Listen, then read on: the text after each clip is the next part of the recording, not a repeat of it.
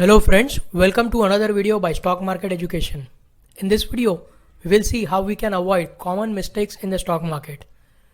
Before you proceed further, don't forget to comment on the video if you really like the video, and don't forget to like, subscribe and share it with your friends. Finding a multi-bagger is not easy.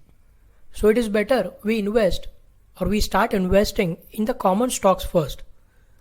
Most of the people who do investment in the stock market do not invest in the common stocks, which are usually the big companies. They think that the company shares are too expensive or very costly for them. They think that they will be taking too much of risk by buying such stocks. Actually, the fact is, these companies or these shares have a good demand in the market. That is the reason the shares are overvalued. The shares of fundamentally strong companies are always overvalued. They will never be inexpensive. Usually these companies are too big to fail. They are the top performers in the respective sectors. So even when the market falls, the demand for such stocks can be seen in the price action. These companies do not fall like other companies. Many of these companies have economic moat. I will discuss about economic moat in a separate video. So suppose if we go 10 years back from here, companies like HDFC Bank, it is one of the biggest private sector bank in India. And 10 years ago, it was in the first top 2 private sector banks. So suppose if one would have invested in HDFC Bank in the end of 2011, by October 2021, in just 10 years, or not even completely 10 years, the stock price raised by almost 6 to 7 times. So just by investing and keeping the stock for long term would have given you good returns, far more better than your fixed deposit and other assets.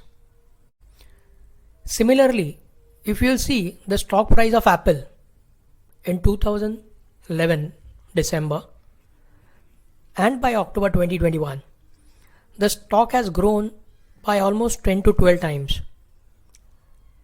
So what we must always do is invest in common stocks more than the penny stocks or small stocks.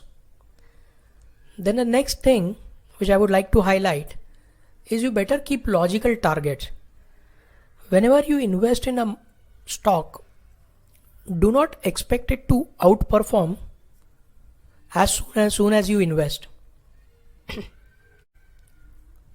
So keep logical and very realistic profits or targets so that they will be achieved.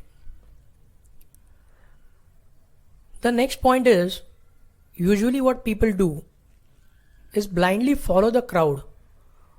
Just because their friends or their colleagues or someone from their family bought the stocks of a stock, they just go and buy it without saying what is the fundament of the company or how the company is, what is their product and all.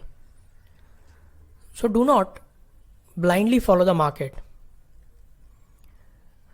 The next mistake that people do is they buy tip services. Now remember one thing, a company will give you tips of say around 10 stocks per day. There is a probability that some will hit the targets, some will hit that stop loss. That means it will go against. So better you study for your own and you avoid these tip services, because whether you do profits or you do loss, the tip service provider is going to make money. So stop investing on tips. And here one more point of caution. Sometimes these companies usually give tips to the retailers to square off their own positions. So remember one thing, we are the last ones as a retailers to know what is going on in that stock. When people initially start or come to the stock market, they think or they would have heard about companies like Infosys, Wipro, and so on and so forth, when the stocks were at dirt cheap prices and how they became multi-baggers. So what do people do, or what do the retailers do? They try to find a penny stocks which will be multi-baggers of tomorrow. Believe me, there are lots of penny stocks in the market than the real multi-baggers. So instead of investing in penny stocks, you better invest in big companies first. Then a very small amount we can put it in the penny stocks.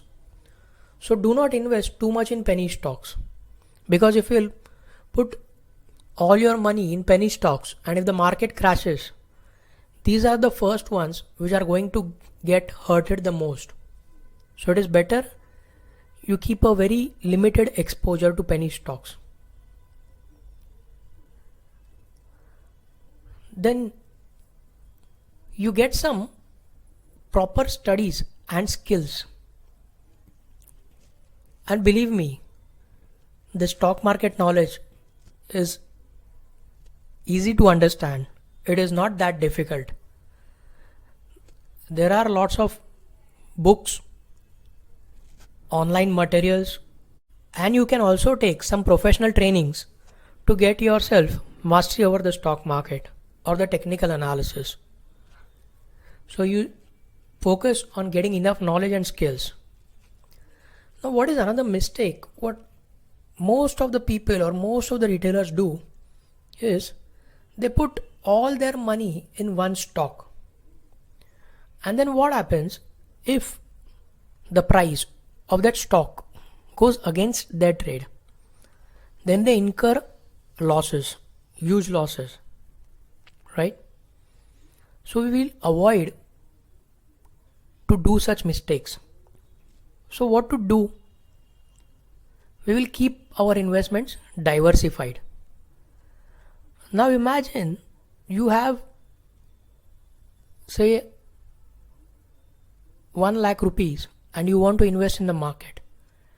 You diversified, you divide that 1 lakh rupees into 10 different parts, like say 10,000 each, and then you take 10 companies from 10 different sectors, the best companies in 10 different sectors, and you invest 10,000 in each of the company.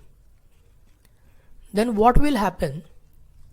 Suppose that one stock is falling in the market, or one particular sector is falling in the market out of your portfolio, or say 3-4 stocks are falling, but rest of the 6-7 stocks which will gain enough amount to cover these losses which you have made in the loss making trades. So your portfolio will be diversified as well as it will have a safety. In case of a market crash, all these stocks or majority of these stocks will correct, but there will be 1 or 2 sectors which will bounce back faster than the rest of the few sectors.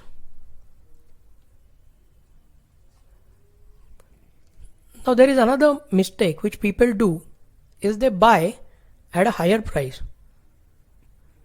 Whenever a stock is making a higher high and a higher low, as per the Dow theory which we saw in the previous video, so people tend to pay a higher price, and then what happens?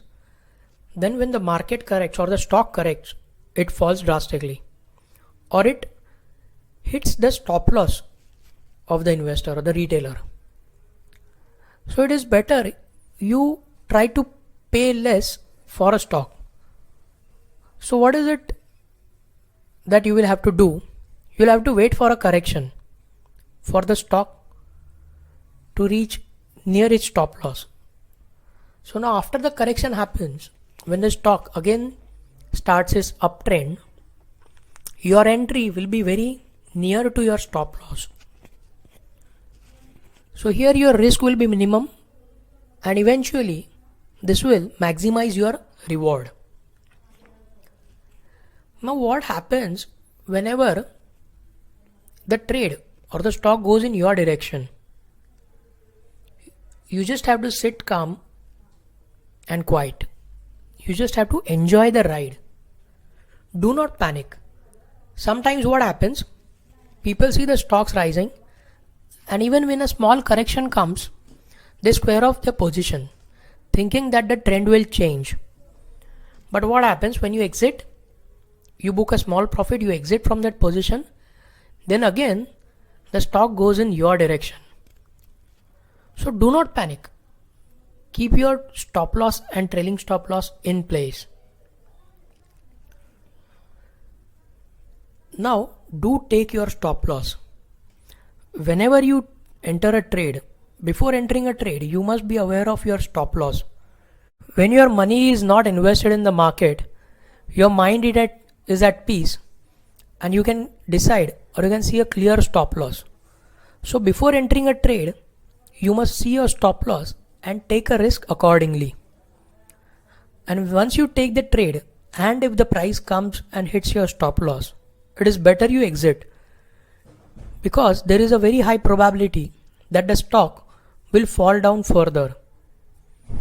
So always remember one thing, that the stop loss is your friend. Do not forget it. Now last and most important point is stop doing negative averaging. Whenever the price comes and takes your stop loss, you better book your losses and come out. Most of the people, what they do is they think that they will buy some more shares at a lower price and the average buy price will be less. By doing such adjustments, they think that they will be in profit if the price moves up. But most of the time what happens, the price moves down and again they do some more negative averaging. So eventually they forget one thing, that whatever their average buy price is, the last traded price or the current trading price is always below their average price. By doing negative averaging, the traders inculcate more losses than the normal losses. So it is better here on we'll stop doing negative averaging. Thanks a lot for watching this video till the end. Keep it simple. Happy trading.